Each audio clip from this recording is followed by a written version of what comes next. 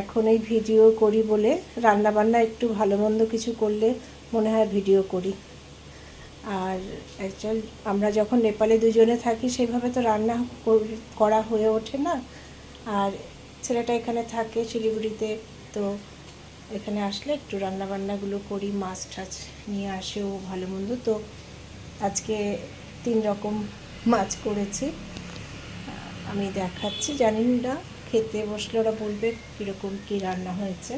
তো আজকে করেছি এটা চিংড়ি মাছের মালাইকারি, আর এখানে চিকেন হচ্ছে।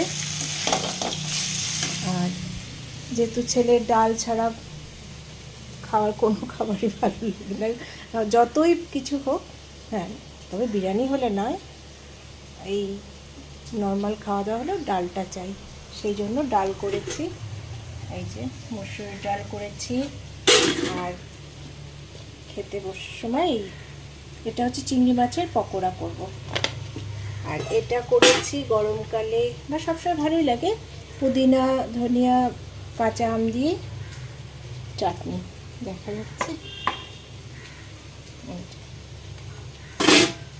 এখানে আছে রুই মাছ ভাজা, আর এখানে করেছি